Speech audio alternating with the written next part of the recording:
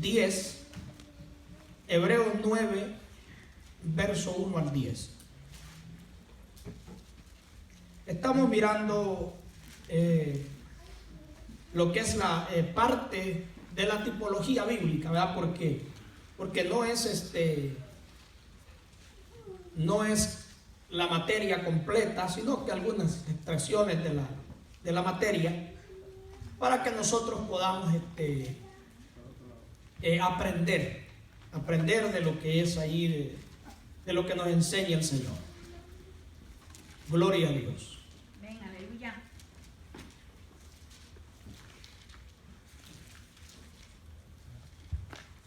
¿Lo tenemos? Amén. Vamos a leer del 9, capítulo 9, verso 1 al 10. Dice la palabra: ahora bien, aún el primer pacto tenía ordenanzas de culto y un santuario terrenal, porque el tabernáculo estaba dispuesto así. En la primera parte, llamada el lugar santo, estaban el candelabro, la mesa y los panes de la proposición. Tras el segundo velo estaba la parte del tabernáculo llamada el lugar santísimo, el cual tenía un incensario de oro y el arca del pacto cubierta de oro por todas partes, en la que estaba una urna de oro que contenía el maná, la vara de Aarón que reverdeció y las tablas del pacto, y sobre ella los querubines de gloria que cubrían el propiciatorio, de las cuales cosas no se puede ahora hablar en detalle. Y así dispuestas estas cosas en la primera parte del tabernáculo, entran los sacerdotes continuamente para cumplir los oficios del culto. Pero en la segunda parte solo el sumo sacerdote, una vez al año, no sin sangre, la cual ofrece por sí mismo y por los pecados de ignorancia del pueblo, dando el Espíritu Santo a entender con esto que aún no se había manifestado el camino al lugar santísimo, entre tanto que la primera parte del tabernáculo estuviese en pie, lo cual es símbolo para el tiempo presente, según el cual se presentan ofrendas y sacrificios que no pueden hacer perfecto en cuanto a la conciencia al que practica ese culto, ya que consiste solo de comidas y bebidas, de diversas abluciones y ordenanzas acerca de la carne, impuestas hasta el tiempo de reformar las cosas. Amén. Gloria. Quiero leer la parte 11, verso 11 en adelante, para que veamos la aplicación a nosotros. Amén. Y luego vamos a dar un resumen de lo que hay. Pero estando ya presente Cristo, ya esto es para nosotros, sumo sacerdote de los bienes venideros por el más amplio y más perfecto tabernáculo, no hecho de manos, es decir, no de esta creación, y no por sangre de machos cabríos, ni de becerros, sino por su propia sangre, entró una vez para siempre en el lugar santísimo, habiendo obtenido eterna redención. Porque si la sangre de los toros y de los machos cabríos y las cenizas de la becerra rociada a los inmundos santifican para la purificación de la carne, cuánto más la sangre de Cristo, el cual mediante el Espíritu eterno se ofreció a sí mismo sin mancha a Dios, limpiará vuestras conciencias de obras muertas para que sirváis al Dios vivo. Así que por eso es mediador de un nuevo pacto, para que interviniendo muerte para la remisión de las transgresiones que había bajo el primer pacto, los llamados reciban la promesa de la herencia eterna.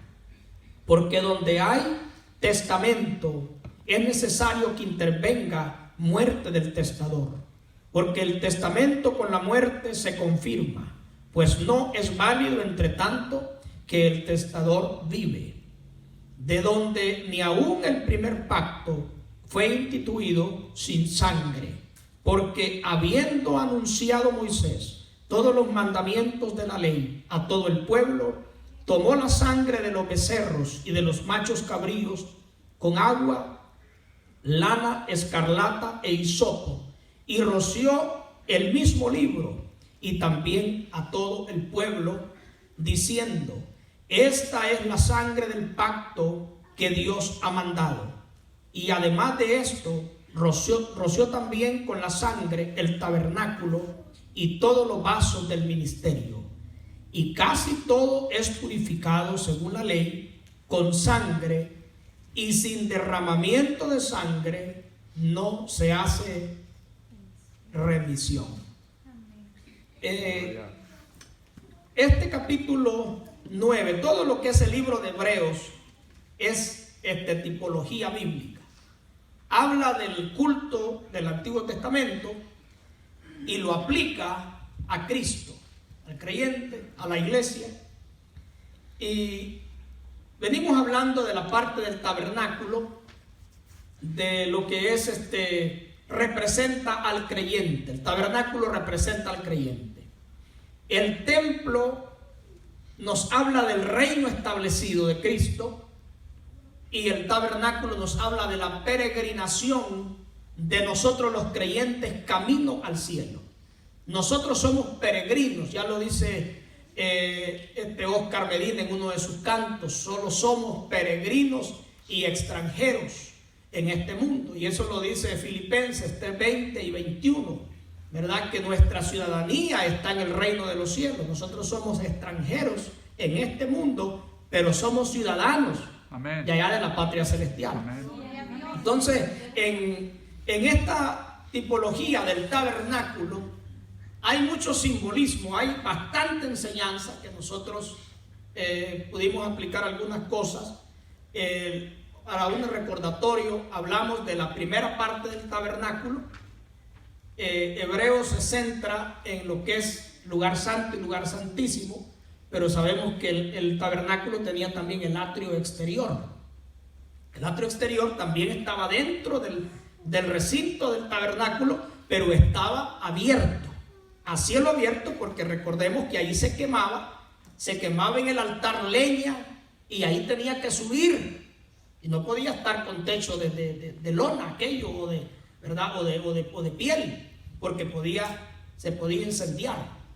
Entonces se conoce como el atrio exterior. En el atrio exterior dijimos que habían dos utensilios ahí. El primero era, ¿se acuerdan? ¿Me puede ayudar? El altar de bronce. El altar de bronce, ¿verdad? Donde se hacían los sacrificios, donde se sacrificaba. Y decíamos que era el altar de bronce porque nos habla, hermano, de la gracia. Nos habla de la gracia, de que nosotros no podemos alcanzar perdón por nuestras propias obras.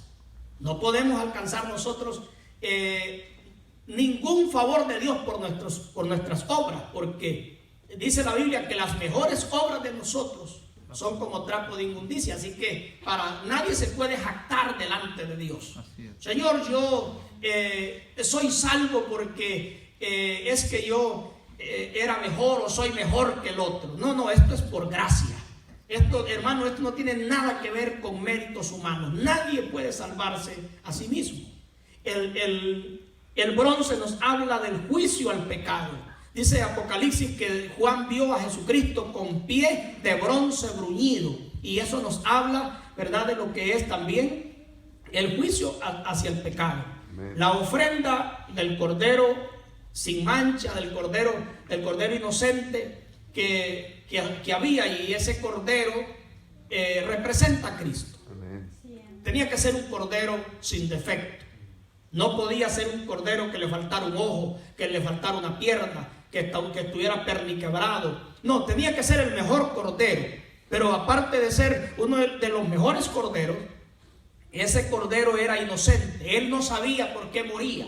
él solo sentía el cuchillazo de la daga del sacerdote, mas sin embargo el Señor aceptaba, Dios en los cielos aceptaba la muerte de un inocente por el pecador, por el penitente. Así también eso representa a Cristo. Cristo es el Cordero sin mancha, el Cordero perfecto, el Cordero que no merecía el Señor morir, pero Él voluntariamente dice: a mí nadie me quita mi vida, yo la doy, yo la entrego. ¿Cuántos alaban al Señor? Luego había el segundo utensilio en el lugar, en el atrio exterior. ¿Cuál era? El lavacro.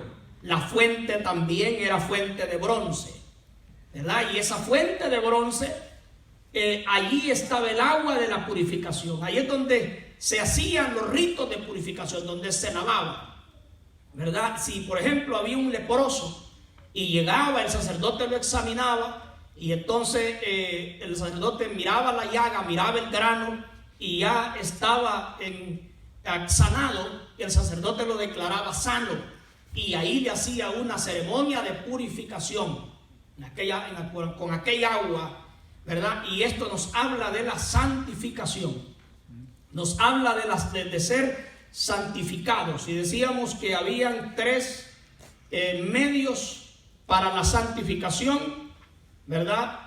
Cristo, el Espíritu Santo y la palabra. Amén. Y yo les leí un texto que no lo puse aquí en la conferencia, pero que podríamos ponerlo, el Padre también, porque eso lo vimos el domingo, se los presenté, Filipenses 4:23, y todo vuestro ser, espíritu, alma y cuerpo sea santificado, ¿verdad? Sea irreprensible hasta la venida de Jesucristo. Fiel es el que os llama, el cual también lo hará, ¿verdad? Entonces vemos ahí los medios, y ahí nos quedamos, pasamos a la siguiente fase o la siguiente parte del tabernáculo, que era el lugar santo. Ya el lugar santo quedaba dentro de la tienda, ya había una tienda, ¿verdad? Y allí eso estaba dividido en dos partes. Estaba el lugar santo, y de ahí había una cortina también adentro, que era el lugar santísimo. En el lugar santo entraba el sacerdote todos los días a oficiar lo que había, ¿verdad? Lo que tenía que hacer, a poner los panes de la proposición, porque ahí habían tres objetos. Hablamos del primero, que era la mesa de los panes de la proposición, y estos panes eran 12 panes que se ponían y se cambiaban semanalmente, cada semana. Tenían que estar ahí 7 días, y al octavo día, ¿verdad?, tenían que ser puestos nuevamente panes nuevos, y eran panes sin levadura. Y esto dijimos que nos habla de qué. ¿Nos habla de qué? ¿Se acuerdan que vinieron? Vamos a ver, pues díganme. ¿De qué nos hablan los panes sin levadura? Hablan de cristianos. Nos hablan de la santidad. Y vimos allá donde dice Corintios, ¿verdad? Limpiados pues de la vieja levadura. Nosotros somos nueva masa, sin levadura, sin contaminación del mundo. La levadura en la Biblia tiene dos aplicaciones. No siempre la levadura es mala. Jesucristo dijo que el reino de los cielos es como la levadura, ¿verdad? Que habla, esa parte de la levadura habla de qué? De que un cristiano puede hacer la diferencia entre 1000. Usted puede llegar a su sitio de trabajo y todo mundo puede estar ahí, pero usted llega como reino de Dios, como parte del reino de Dios, y un poquito de esa levadura del reino empieza a ¿qué? Lo que hace un poquito de levadura empieza, en el buen sentido, en este caso, a contaminar toda la masa, ¿verdad? Pero este tipo de voy a dejar de utilizar el término contaminar, pero ese es el término que se utiliza de la levadura. Pero voy a utilizar el término que comienza a hacer el efecto sea en el sitio de trabajo, en una escuela, o aquí mismo en la iglesia. Nosotros somos, hermano, esa levadura del reino. Pero en este caso, de lo que dice Corintios, habla de la levadura mala, de la levadura de malicia, de maldad, de pecado, que eso ya no puede estar en nosotros como cristianos. ¿Cuántos alaban al Señor?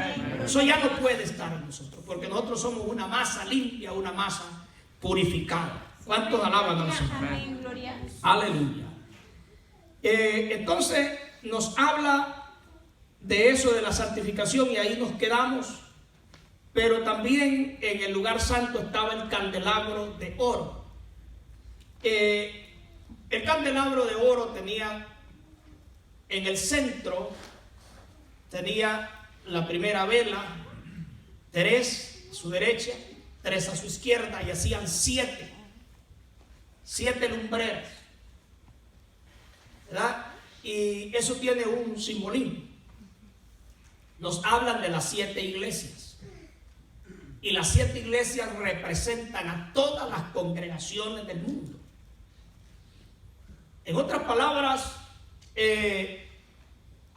cuando la Biblia dice, escribe al ángel de la iglesia de Éfeso, no está hablando de la iglesia a nivel mundial como el cuerpo de Cristo. Está hablando de una congregación local. Cada congregación local es una luz o un candelero que alumbra en una ciudad, que alumbra en un sector de donde esté. En otras palabras, Tabernáculo de Gracia y Restauración, aquí Dios nos ha puesto a nosotros como congregación, y nosotros somos un candelero, una de esas luces que está encendida. El mundo de tinieblas, allá en el mundo hay de todo, pero la iglesia sirve como un referente, como cuando alguien va navegando en unas aguas turbulentas a punto de hundirse en una embarcación, y que va cuando hay tormentas, no hay estrellas para dirigirse, hay olas gigantes, se levantan los vientos, pero en aquellos tiempos se ponían unos faros de luz. Y las personas de lejos miraban aquel faro de luz que estaba hacia el mar. Y eso hacía para que el que venía en alta mar le sirviera de referencia y llegara con vida a puerto seguro. Y eso es lo que es una iglesia. La iglesia sirve. Por eso es que dice la Biblia que el Señor es el que se pasea en medio de los 7 candeleros. ¿Sabe que Cristo se pasea por nosotros? O sea, entre nosotros, hermano. Amén, gloria a Dios. El Señor se pasea. Es más, aquí está el Señor. Amén. Y por eso es cuando nosotros venimos a la casa de Dios, debemos de traer corazones sensibles, corazones sinceros delante de Dios. Debemos de traer, hermanos, si hay problemas, tráigalos también, pero venga con un corazón sincero. Si está pasando alguna adversidad, alguna circunstancia, dígale: Señor, pues esto es lo que yo traigo mis problemas, traigo mi preocupación, pero en medio de eso usted adore. Porque el que se pasea por en medio de sus candeleros, es decir, por las iglesias locales. Y el Señor le dice a una de esas iglesias: si no te arrepientes, vendré y quitaré tu candelero de sobre ti. Lo que le está diciendo es: te voy a hacer desaparecer como iglesia. Te voy a hacer desaparecer como congregación. Te voy a hacer desaparecer como ese faro de luz, como ese referente de luz que hay en el mundo. Te voy a hacer desaparecer, te voy a desarraigar. Que nosotros, hermanos, como hijos de Dios, jamás permitamos que nosotros como iglesia el Señor diga una palabra de esas de nosotros. ¿Cuántos alaban al Señor? Sino que nosotros como iglesia, todos nosotros, porque la iglesia no solo es uno, la iglesia somos todos nosotros. Entonces que nosotros como iglesia traigamos un corazón sincero, y que nosotros, nuestra actitud, diga el Señor: esta congregación la voy a tener como un candelero de generación en generación. Acá en California hay una iglesia muy famosa. Famosa, pero cuando le digo famosa a nivel mundial, la Catedral de Cristal. Y la Catedral de Cristal la fundaron unos americanos que ellos tenían un programa de televisión que se llamaba La Hora de Poder. No sé si era el apellido Schuller, algo así. Y estos hermanos fundaron esa iglesia. Era la iglesia referente ahí, en esa ciudad. Tenían radio, tenían televisión. Todos los miembros de la iglesia eran enterrados en el cementerio de la iglesia. Habían comprado un predio de tierra cerca del templo y allí enterraban a todos los miembros. Eran miembros de esa congregación, tenían el derecho de ser enterrados ahí. Como decir, cuando el rapto venga, como miembros de la iglesia Catedral de Cristal, queremos suspendernos todos en el mismo momento como miembros de la iglesia. Esa era su mentalidad, lo que había en el corazón. Pero el pastor envejeció, se volvió anciano. Y cuando ya se volvió anciano, ya el anciano carece a veces de ciertas destrezas y todo, y empezó a decaer el ministerio, a decaer. En una leí una de las noticias, porque eso era noticia, y yo veo lo que se llama las noticias cristianas. Todo lo que hay en el ámbito cristiano a nivel del mundo, yo como pastor a mí me interesa estar informado de eso, no solo de las noticias seculares. Y celebraron una Navidad, ¿verdad? Y por un burro se lo rentaron por $30,000. Que con $30,000 podían comprar un montón de burros. O sea, y con $30,000, o sea, ¿cuánto vale un burro? Un burro vale como $100, creo. ¿Sí? Y se gastaron no sé cuántos miles solo por tener el nacimiento, ¿verdad? Eso ya es una cosa que desde ese momento se sabe que ya allí ya no estaba el Espíritu de Dios guiando la administración. En la iglesia se tienen que hacer inversiones, claro. En la iglesia no puede ser uno que administra la obra del Señor, no puede ser un duro, tacaño, no. Pero es que hay que administrar con sabiduría todas las cosas.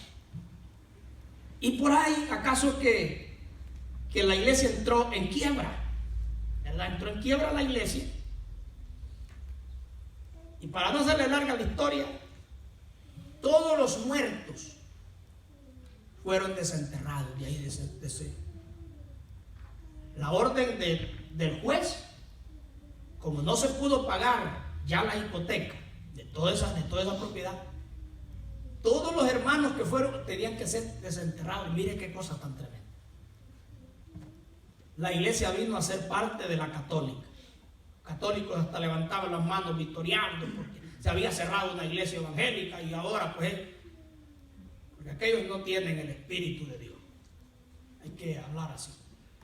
Entonces, ¿qué pasa? Ese candelero se cerró. Catedral de Cristal no existe. Murió con los Schuller. The hour of power, la hora de poder, ya no existe. Hermano, que Dios no permita. Pero ¿sabe qué? Más que todo, nosotros que no permitamos que el candelero, que aquel candelabro que estaba allá en el tabernáculo, en el lugar santo, encendido día y noche, eso no se podía apagar. Tenía que estar encendido siempre.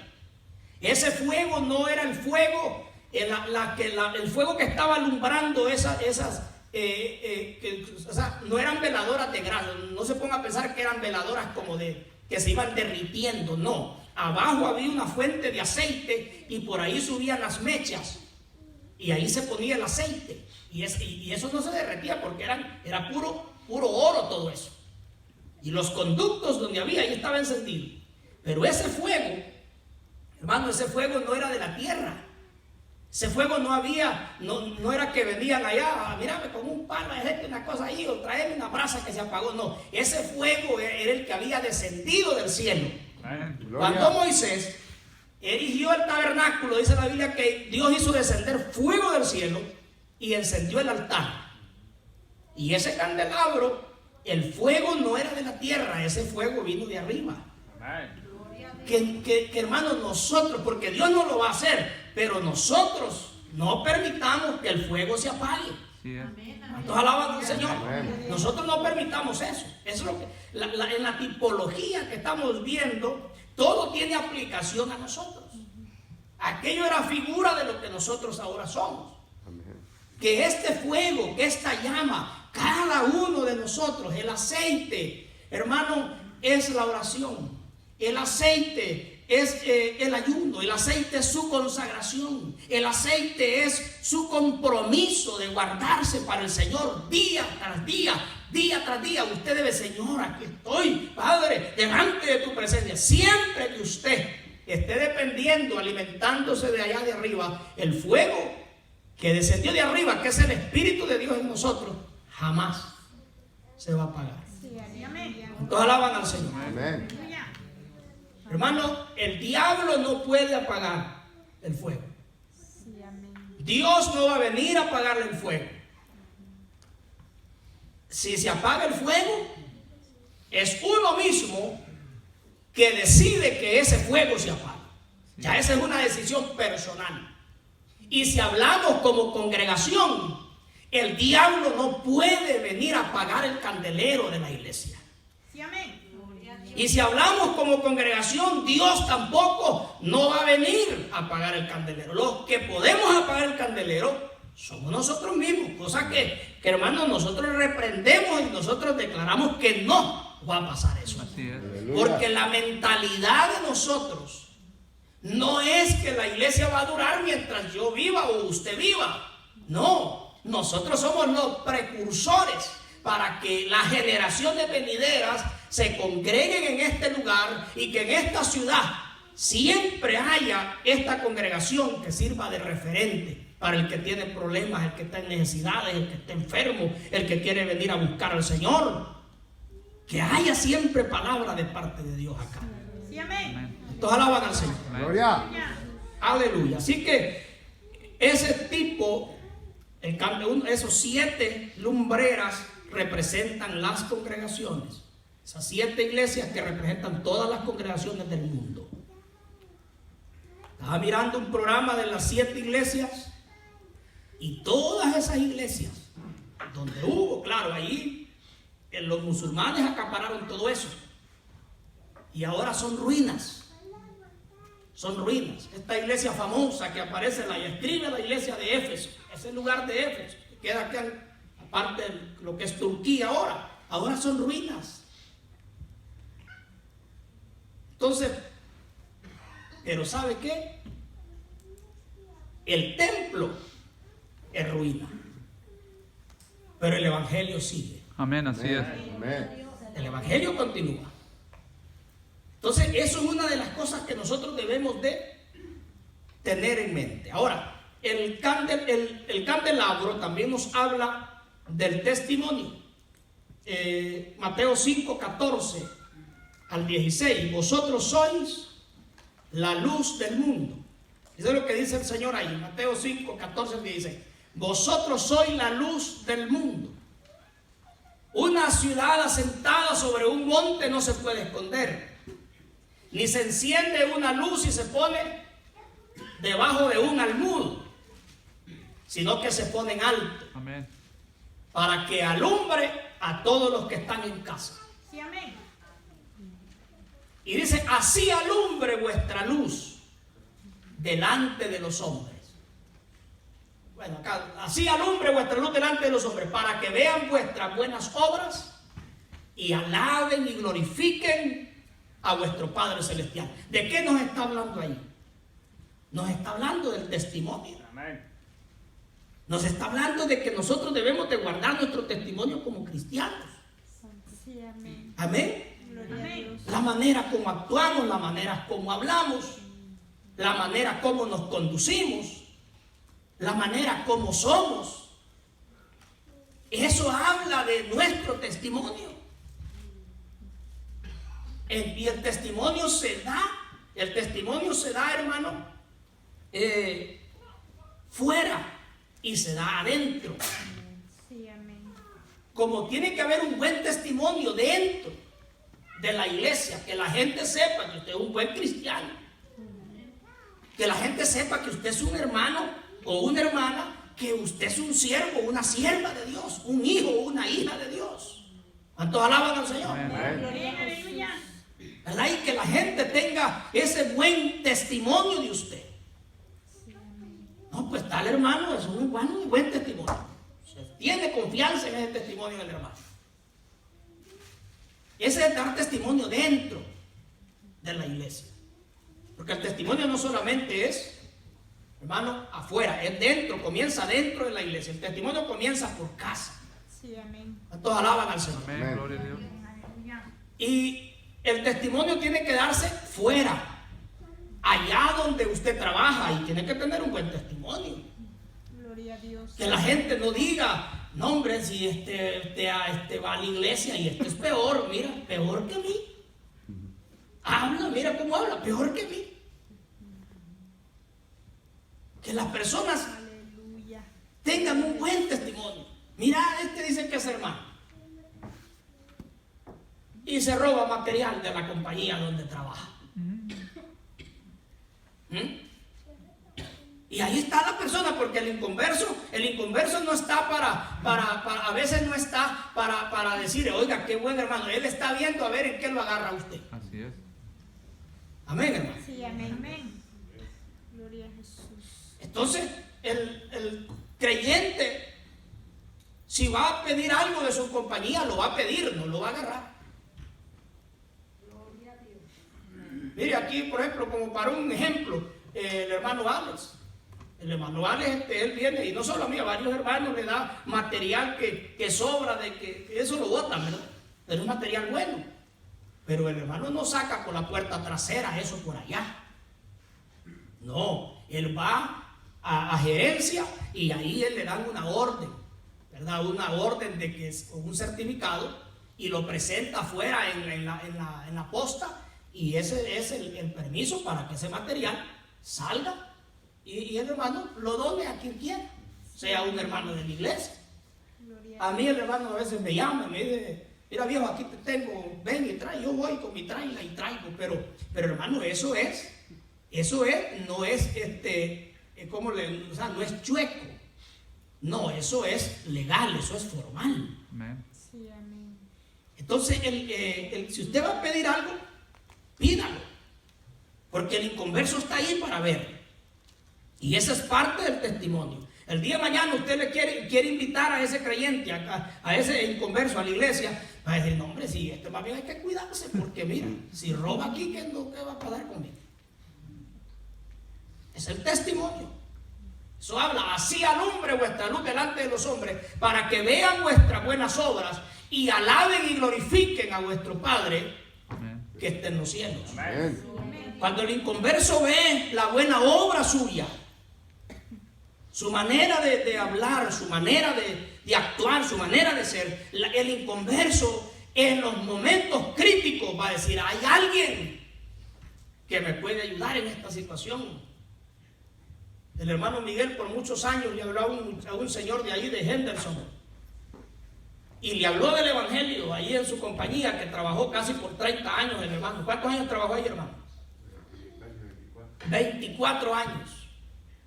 Y le hablaba del evangelio, nunca quiso. Y cuando estaba grave en el hospital, que le determinaron que ya solo le quedaban tantos días de vida, un cáncer terminal, se acordó del hermano Miguel. Gloria a Dios, aleluya. ¿Sí? Le faltaban horas. Y lo mandó a llamar al hermano. Gloria a Y Jesús. dijo, llámenme por favor a Miguel, yo necesito que él venga. Gloria a Dios. Lastimosamente el hermano andaba, creo, no sé si en México, en San Antonio, y él no pudo. Cuando ya vino, él había muerto. Ay, ay. Pero mire, hermano, el inconverso en ese momento, yo le dije al hermano Miguel, ¿sabe qué, hermano Miguel? de una u otra manera el ponerse a pensar en lo que usted le habló en el mensaje, de esa manera él pudo refletir. Uno no sabe hasta dónde llega la gracia de Dios para salvar al pecador, porque Dios no quiere que el impío se pierda. Aleluya. Hermano, si ese hombre allí, aunque el hermano Miguel no estaba, pero si ese hombre le dijo al Señor: mira, Señor, así como Miguel me habló, yo te pido que me mire, hermano, Dios lo perdonó. Amén. Amén. Porque Dios no quiere la muerte del Así que es. muere. Amén. Pero ¿sabe por qué le llamó? Porque vio en el hermano ese testimonio. Sí, aleluya. Todos alaban al Señor. Aleluya. Y eso es importante. En la escuela, él tiene que darse el testimonio. Mire que el hermano Miramontes abrió el primer que trajo las tortillerías mexicanas acá fue el hermano Miramontes. Él trajo las primeras máquinas de hacer tortillas aquí al este de Texas. El hermano es emprendedor. Y trajo aquellas máquinas de tortilla y puso ahí Emanuel. Ese nombre, Dios con nosotros. Fíjense bien. Y el hermano, todas las paredes, le dijo a alguien: no tienes que poner aquí en tu negocio algo referente a religión, porque no te va a venir gente. No te va a venir gente porque la gente no quiere ver aquello. Le dijo un familiar de la esposa. El hermano le dijo: no, yo voy a honrar a Dios, y puso unos como calendarios, y en cada calendario había un texto bíblico. Gloria a Dios. Amén. Y allí, en la televisión de ahí, la televisión de él, no habían programas de picardía, programas de mundanos. No, él tenía un programa, un canal neutral, que no interfiriera. Todo eso va en la honra a Dios, en el testimonio, porque llegan a su negocio y dicen: ¿y este negocio de quién es? Ay, está pena, pero este va a mirar. Todo eso es honrar a Dios, en ser luz. A todos alaban al Señor. Amén. Entonces, eso habla de lo que es: así alumbre vuestra luz delante de los hombres. Poderoso es el Señor. Amén. Dice: para que vean vuestras buenas obras y glorifiquen a vuestro Padre que está en los cielos. Así es. Amén. Gloria a Dios. Ese candelabro, no se olvide, siempre que usted ve ese candelabro así, en alguna fotografía, usted debe de saber que eso habla de nuestro testimonio. Que Dios nos ayude a nosotros cada día. Amén. Amén. Que nosotros como iglesia seamos esa iglesia que la gente, pues, podamos de una u otra manera servirle de referente. Pero también el candelabro es símbolo de la palabra. Salmo 119, 105 dice: lámpara es a mis pies tu palabra y lumbrera a mi camino. El candelabro habla también de la palabra. La palabra es la lámpara. Esta palabra es lámpara a nuestros pies, lámpara para guiarnos el camino. Nosotros no podemos, hermanos, tomar nuestras propias decisiones por encima de lo que Dios nos dice en su palabra. Toda decisión que nosotros tomemos, debemos de hacerlo amparados en las Escrituras. Amparados en la palabra de Dios, porque esta palabra es la que nos alumbra. Si nosotros agarramos nuestro propio camino, vamos a ir por el camino de la oscuridad, por el camino del tropiezo. Pero si nosotros guiamos nuestros pasos con esta lámpara, que es la palabra, aquí está para todo. Mencióname qué es lo que no está aquí. ¿Qué parte de la vida no está aquí? ¿Quién me puede decir: mire, eso no está? Se puede pensar usted en algo que de parte de la vida, parte esencial de la vida, que no esté aquí la instrucción. Yo creo que no. Yo creo, bueno, es más, todas las leyes de las naciones y las primeras leyes jurídicas que se hicieron, se sacaron de aquí, de la palabra. Los gobiernos comenzaron con las leyes de acá. Si alguien quiere casarse, ¿dónde está la mejor guía? La Biblia. La Biblia. Si alguien quiere ser padre, ¿dónde está la mejor guía? Para educar hijos, la Biblia. Si alguien quiere estudiar alguna carrera, aquí están todas las carreras que ustedes pueden imaginar, aquí están en la santa palabra de Dios. Ingeniería, aquí está, ahí está. Las obras de ingeniería que se hacían antes, aquí está. Arquitectura, todos los palacios y todo, aquí está. Las medidas, los codos, esto, medidas para allá, medidas para acá, el techo de esta manera, todo está aquí. Así es, amén.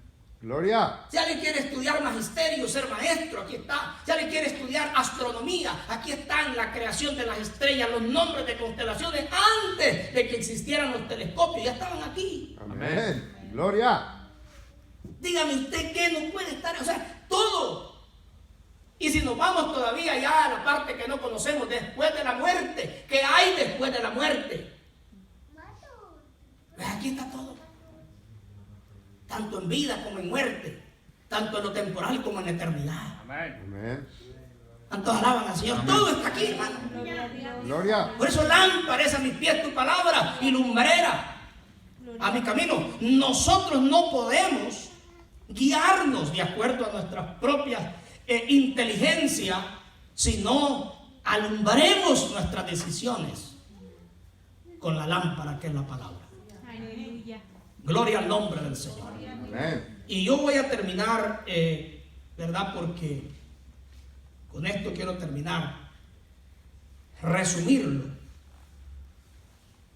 Allí en el lugar santo también estaba el altar del incienso.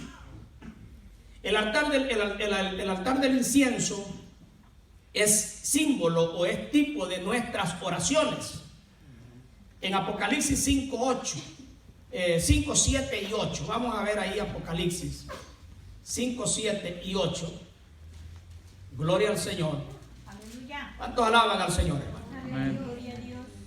Dice la palabra de Dios.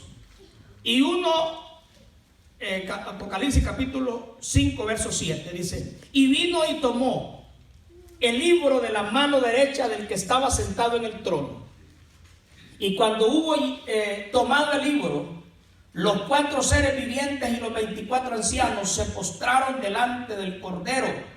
Todos tenían arpas, dice, y copas de oro llenas de incienso, que son las oraciones de los santos. Aleluya. Fíjense, el altar del incienso, ese tenía que estar tener siempre aceite aromático, ¿verdad? Y tener ese altar del incienso tenía que también tener aquello encendido, aquel olor grato que tenía que estar subiendo siempre, aquel olor grato delante de Dios. Amén. Eso era, hermano, no se podía apagar.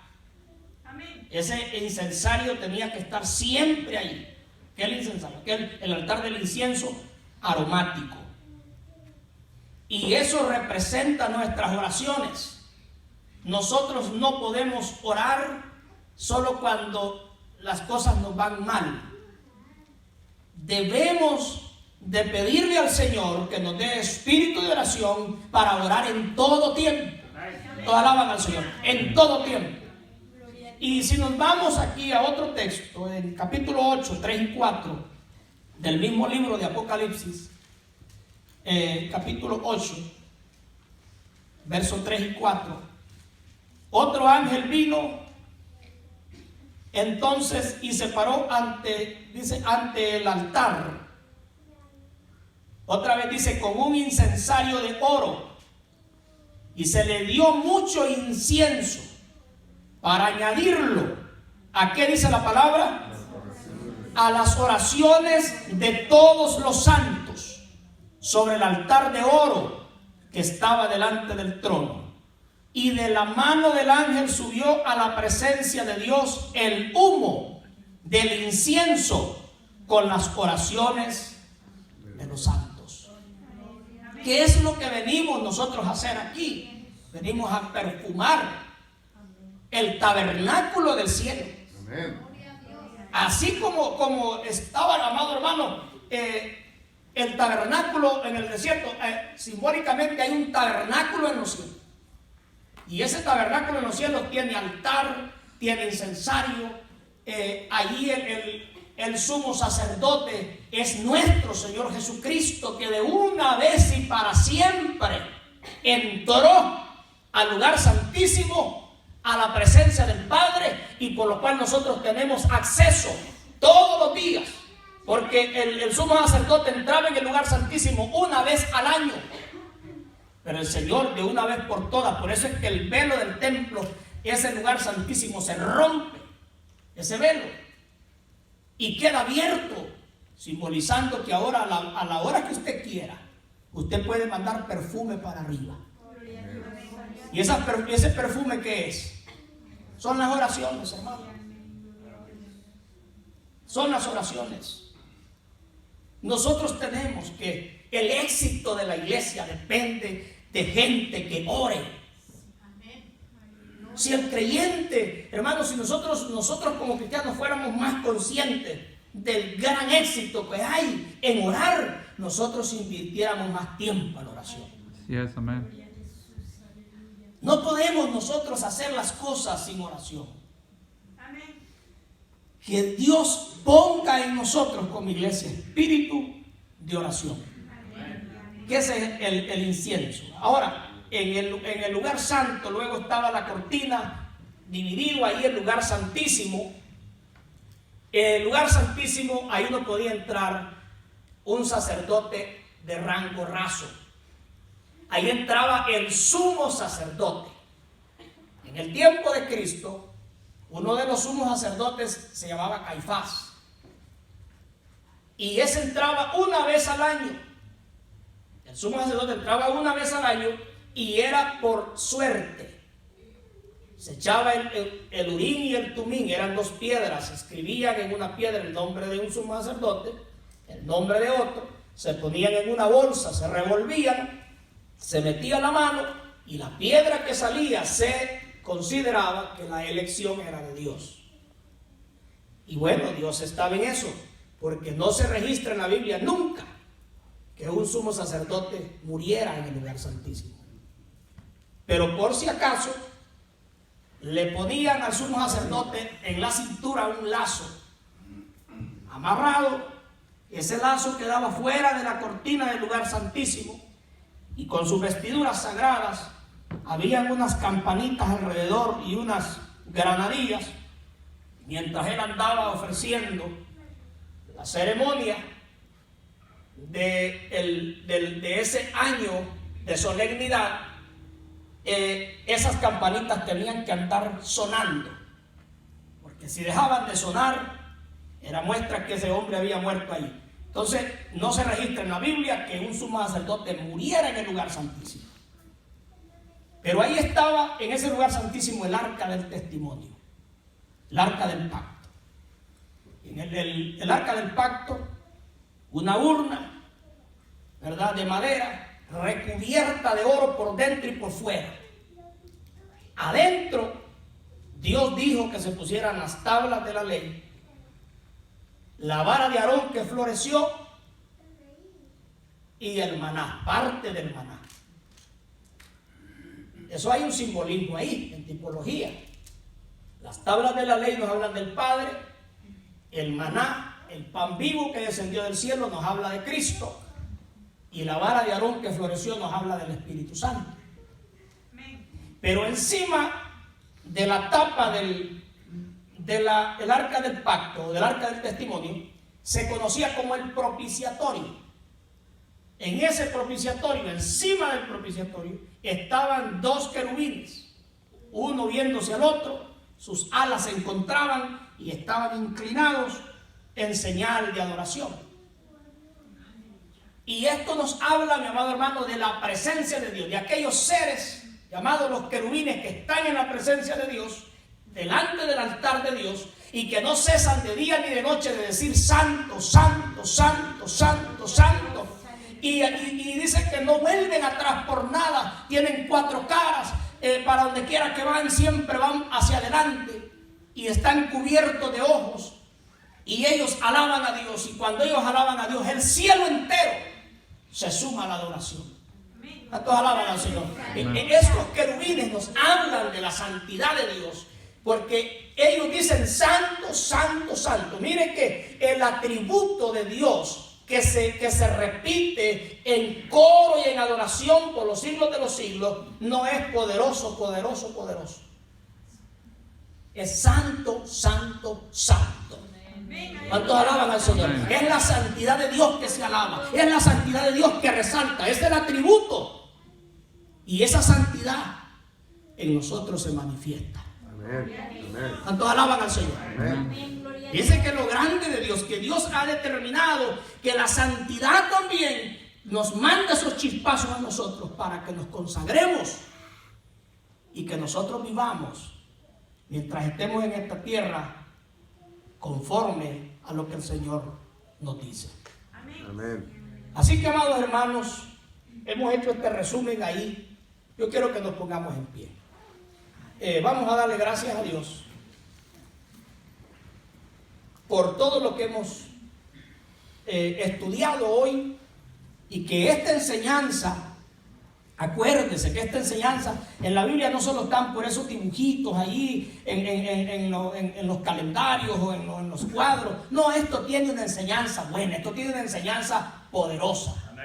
Así que díganle al Señor: Señor, gracias por tu sacrificio.